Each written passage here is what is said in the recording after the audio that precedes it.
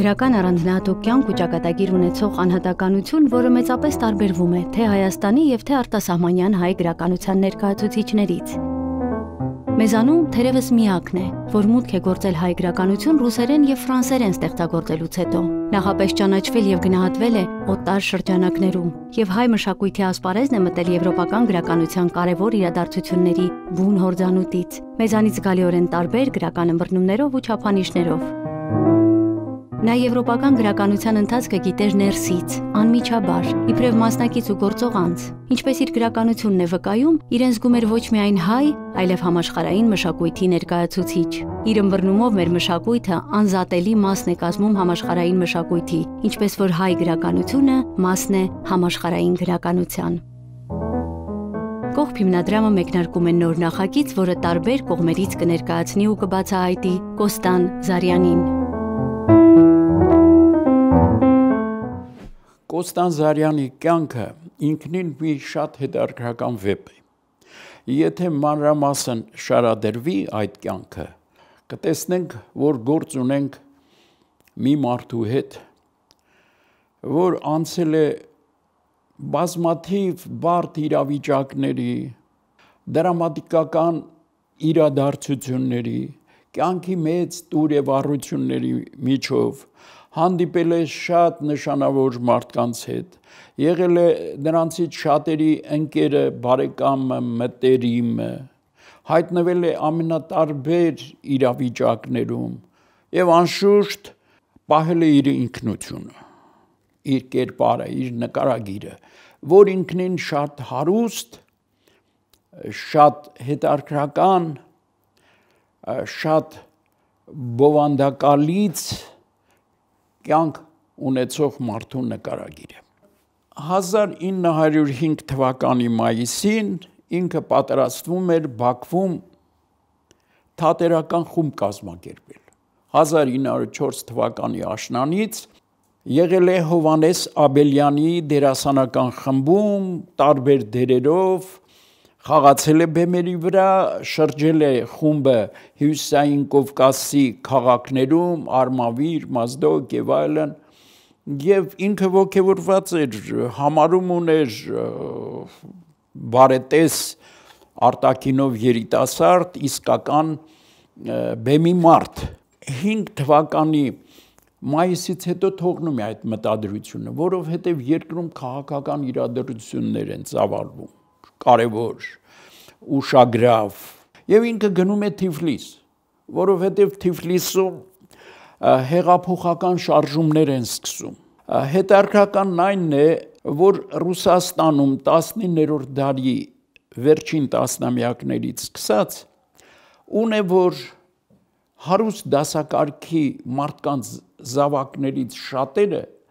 տարված էին աշխարհը վերափոխելու գաղափարներով։ Այդ գաղափարները նոր էին ձևավորվում Ռուսաստանում, մենք գիտենք նարոդնիկական շարժումը, երկիր եւ ազատություն, ժողովրդական ազատություն, земляя воля, народная воля եւ այլն, նարոդնիկները կային, անիշխանականները կային, անարխիստները, Կրապոտկինի խումբը, այսինքն նրան հետևողները, տարբեր քաղաքական կազմակերպություններ կային եւ դրանց անդամագրված մարդիկ ամեն մեկը յուրովի իր այսպես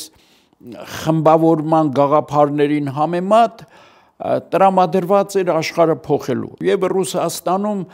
նրանք գնում էին ծայրահեղ քայլերի 1905 թվականին երբ որ հեղափոխական շարժումները Ռուսաստանում ծավալվում են այսպես լայնորեն, ծավալվում են այնպես, որ ալիքները հասնում են նույնիսկ Կովկաս, Թիֆլիս եւ այլն, Կոստան Զարյանը գնում է Թիֆլիս մասնակցելու այդ շարժումներին եւ մի քանի տողով ինքը դա արձանագրել է։ Ասում է, երբ որ երկու թեթևաբարո աղջիկ կառքը դրած Թիֆլիսում ռումբ էի փոխադրում, որովհետեւ մեկի մտքով չէր անցնի, որ ահա այդ վայելուչ, մշակված տեսքով եվրոպական երևույթ ունեցող երիտասարդը դենդի,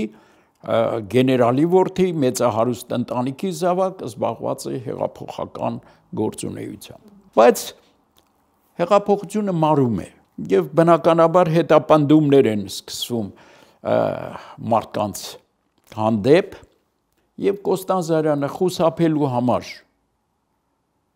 հնարավոր մեղադրանքներից, ոստիկանական, ժանդարմական հալածանքներից խուսափելու համար հեռանում է, որոշում է գնալ Եվրոպա կրթություն ստանալու եւ գնում է Բելգիա, Բրյուսել, փայլուն ֆրանսերեն գիտեր, ֆրանսիական կրթություններ եւ այնտեղ ընդունվում է ազատ համալսարանը։ Ուսանողության իրենց կյանքի կերպը մեր ըմբռնումից տարբեր էր։ Ուսանողները ազատ էին դասերին ներկա լինելու, ներկա չլինելու եւ այլն, քննությունները կարող ես հանձնիր եւ այլն։ Եվ դա նրան հնարավորություն է տալիս ազատ վարվելու իր ժամանակի հետ, իր կյանքի հետ։ Այդ ժամանակ 1905 թվականի հեղափոխությունից հետո Ռուսաստանի հեղափոխական գործիչների մի զգալի մասը անցնում է Եվրոպա եւ հիմնավորվում է Շվեյցարիայում, Ժնևում։ Եվ այնտեղ են գնում նաեւ հայ հեղափոխական դաշնակցության մարդիկ։ Ակնոնին էր այնտեղ Ատոմ Յարճանյան, Սիամանթոն, Արամ Չարեգը եւ ուրիշներ, չթվեմ, այդ անունները կարելի ամենտեղ կարդալ։ Այնտեղ էր գտնվում Լենինը, այնտեղ էր գտնվում Պլեխանովը, ռուս հեղափոխականների ավագ ուսուցիչը, մետրը, տարիքով եւ այլն, եւ կենտրոն էր, այնտեղ հեղափոխական կոչված մարդիկ հավաքվել էին իրար գլխի։ Կոստանդինյանը գայթակղվում է, ինքը դեռ Կոստանդինյան չի, չմոռանանք, ինքը Կոնստանտին Եղիազարյանց է ընդամենը, ուսանող, եւ ինքն էլ է մղվում դեպի Շվեյցարիա, գնում է Շվեյցարիա, ծանոթանում է այնտեղ շատերի հետ եւ հետարքիր բաներ է պատմում։ Հիմնականում բաժանված էին երկու բանակի այդ մարդիկ, երկու մեծ խմբավորման։ Մի խումբը Պլեխանովի շուրջն է հավաքվում Գեորգի Վալենտինովիչ Պլեխանով, ռուսական 19-րդ դարի վերջի եւ 20-րդ դարի սկզբի քաղաքական կյանքի քաղաքական գիտակցության նաև ամենանշանավոր դեմքերից մեկը, եթե ոչ ամենանշանավորը։ Մյուս մասը այդ հեղափոխական կոչված մարդկանց հավաքվում են Լենինի շուրջը։ Իր վկայությամբ Պլեխանովը հայերին չէր սիրում, նրա շուրջը հավաքված էին վրացիները։ Լենինը ինքը ասում է սիրում էր հայերին եւ խոսում էր Տաճկա Հայաստանի մասին, Արևմտյան Հայաստանի մասին, ասում է, երբ որ խոսում էինք, ինքը ասում էր այդ խնդիրը կլուծվի, երբ որ տապալվի ցարական իշխանությունը, դրա ժամանակն էլ կգա։ Այստեղ են նաև ուրիշ նշանավոր հեղափոխականներ, օրինակ Ալեքսանդր Բոգդանովը, որը էմպիրիոկրիտիցիզմ գրքի հեղինակներ, էմպիրիոկրիտիցիզմի տեսության հեղինակներ եւ որի դեմ Լենինը գրում է իր հայտնի մատերիալիզմ եւ էմպիրիոկրիտիցիզմ աշխատությունը։ Այս Բոգդանովը նաեւ վիպասան էր, վեպեր ունի գրած, շատ հետաքրքիր, Կարմիր աստղ եւ այլն։ Հավաքվում էին, վիճում էին, Կոստանդինյանն ասում է կաֆե լիրիկ էր կոչվում, Պլեմպալե թաղամասում, այնտեղ հավաքվում էին եւ արժան հաց էինք ուտում, երբեմն գալիս էր Լենինը, միասին ճաշում էինք եւ պետք է ասեմ, ինքն ասում է, որ երբ որ ինքը գալիս էր, իր խոսքը դառնում էր տիրական, մենք բոլորս լսում էինք իրեն եւ ինչ որ ինքը ասում էր, մենք դա ընկալում էինք իբրև վերջնական ճշմարտություն։ Բոլշևիկների մի բազմություն կար այնտեղ հավաքված։ Իրենք դրամ էին հայթայթում բոլոր հնարավոր միջոցներով։ Եվ միշտ չէ, որ այդ միջոցները օրինական էին եւ արդար։ Գորի քաղաքում Վրաստանի, որտեղ ծնվել է մարդ չի ուզում անուն արտասանի, Իոսիֆ Ստալինը, Ջուղաշվիլին, Գորի քաղաքում ծնված մի հայ երիտասարդ կար, Սիմոն Տեր-Պետրոսյան անունով, որ հետո կոչվեց Կամո։ Գորիից նրանք իրար գիտեին, Ստալինը, Կամոն եւ այլն։ Այս Կամոն Սիմոն Արշակի Տեր-Պետրոսյանը քրեական անձնավորություն էր։ կողոպուտներով էր զբաղված, զանազան, այսպես ասած, հափշտակություններով եւ այլն, եւ 1907 թվականի հունիսի 18-ին մեծ ահաբեկչություն է կատարում իր խմբով։ Թիֆլիսում հարձակվում են պետական դրամը տեղափոխող կարգի վրա, պայթեցնում են եւ այլն, եւ այդ դրամը հափշտակում են։ Դա իր գնողունակությամբ, իր չափերով համարվում էր դարի մեծագույն կողոպուտը։ Եվ դրամը անց են կացնում արտասահման, հասցնում են Շվեյցարիա։ Հիմա բայց այդ դրամը պետք է փոխանակել հետքերը կորցնելու համար։ Եվ մի երեկո Միխայել Ցխակայա կար, ծագումով վրացի, կուսակցական գործիչ, Լենինի խմբին հարող մարդկանցից մեկը, եւ բժիշկ Սեմաշկո կար հայտնի նշանավոր, նույնպես բոլշևիկյան գործիչ էր դարձել։ Ուրեմն գալիս են իր մոտ, ինքը Շվեյցարիայում է, բանաստեղծություններ է գրում, առաջին բանաստեղծությունները երկու ռուսերեն բանաստեղծություններ են, կոչվում են բանվորական երգերից։ Արդեն խորագրից երևում է, որ ինքը ինչ տրամադրություններ ունի։ Այդ բանաստեղծությունները տպագրվում են Ռադուգա ամսագրում, ռուսերեն հրատարակվող ամսագիր էր, որի խմբագիրը հայ էր, Ադամյան։ Եվ Միխայել Ցխակայան եւ Սեմաշկոն գալիս են իրեն, ինչպես ինքն է ասում, ականջից բաներ փսփսացին Լենինի անունից։ Գնացին Փարիզ Լիտվինովի հետ հանդիպելու։ Ուրեմն Ալեքսանդր Լիտվինովը բոլշևիկյան կուսակցության նշանավոր գործիչներից էր։ Ինքը հրեա է, ինչպես այդ Զինովև, Կամենև, Տրոցկի եւ այլն, բուն ազգանունը Վալլահ է։ Լիտվինովի հետ են խորհրդակցում։ Ուրեմն ինչ է փսփսացել Լենինը։ Կամոյի տարած փողերը պետք է դրամատրներում փոխանակել։ Եվ այդ գործը հանձնարարվում է Լենինի խնդրանքով Կոստանդզարյանին, որի տիպը, կերպարը, արտաքինը այդ տարիների լուսանկարներ կան։ Բեմական թատրոնում արտահայտություն կա առաջին Սիրահար, որ պիեսներում միշտ ամենառոմանտիկ դերն է խաղում, այդպիսի արտաքին ունեցող մարդ էր, որ թվում է քաղաքական գործունեության կասկածի տեղիք չի տալիս։ Եվ Կոստանդզարյանը հանձն է առնում Կոստանդին Եղիազարյանցի, 3 հոգով են լինում, Վլադիմիր Խոջամիրյան, որ այդ Ռադուգա ամսագրի աշխատակիցն էր, Սառա Ռավիչ, որը հրեա էր, նույնպես բոլշևիկ, եւ ինքը։ Դրամները պետք է բանկերում, դրամատներում փոխանակեն։ Եվ 1908 թվականի հունվարի 5-ին Մյունխենում դրամատան մեջ Կոստանդզարյանին ձերբակալում են։ Պարզում է, որ 500 ռուբլանոցների դրամանիշերը ցարական իշխանությունը ունեցել է եւ փոխանցել է եվրոպական բանկերին։ Եվ դրամը փոխանակելիս նրան ձերբակալում են։ Մյուսներին էլ են ձերբակալում, բայց հետարքրականն այնն է, որ պարզում է հետագայում, որ մատնել է Սառա Ռավիչը։ Այլապես մինչև այդ չեն բռնվել։ Բոլշևիկյան խմբավորման մեջ կային մարդիկ, որոնք աշխատակցել են ցարական ոստիկանության հետ։ Եվ նրանց պատիժ չի հասնում, որքան էլ զարմանալի թվա, որտեղ նրանք մատնել են։ Եվ Կոստանդզարյանին նետում են մահապարտների խուցը, նա դատապարտվում է մահապատժի։ Մեծ շարժում է սկսվում նրան ազատելու համար։ Ինքը պարսկահպատակի անձնագիր ուներ, կոշկակար Կոստանդին Բաղդասարյան անունով։ Ահա այդ անձնագրով է, պարսկահպատակի անձնագրով է նա այդ գործարքների մեջ մտնում եւ ինչ է լինում։ Իր ռեկտորը Դեգրեվ անունով մարդ, իր ճակատագրով անհանգստացած գալիս է Բերլին ամեն ինչ անելու նրան բանտից ազատելու համար։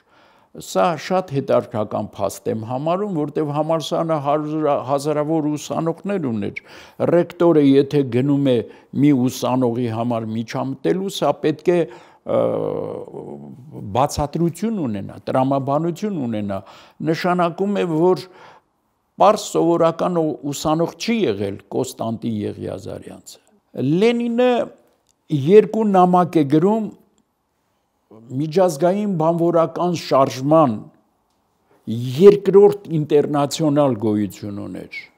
համախմբում գոյություններ, քարտուղար Կամիլ Հյուիսմանսին։ Խնդիրն այն էր, որ եթե Կոստանդին Եղիազարյանցի արարքը ներկայացվեր իբրև քաղաքական գործողություն,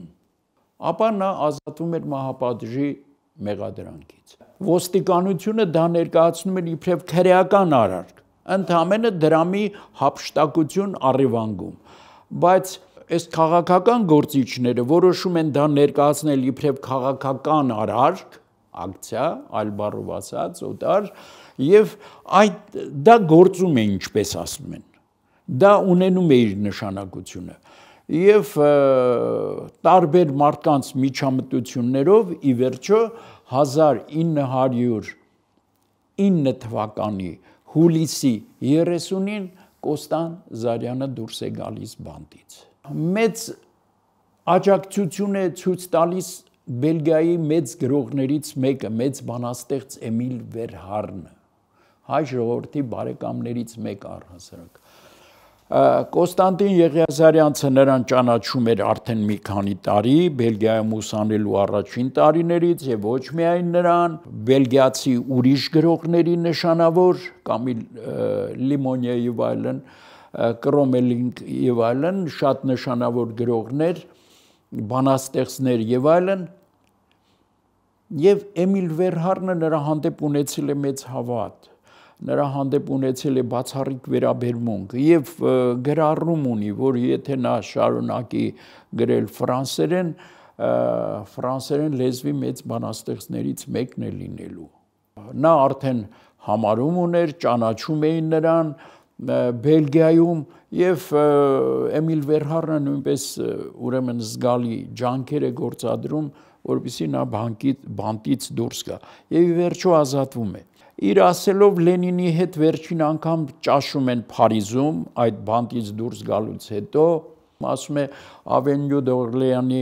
ուրեմն մի փոքրիկ սրճարանում միասին ճաշեցինք, ընտանիքը հրաժարվել է արդեն Կոստան Զարյանից։ Լենինը իրեն 50 ֆրանկ փող է տալիս եւ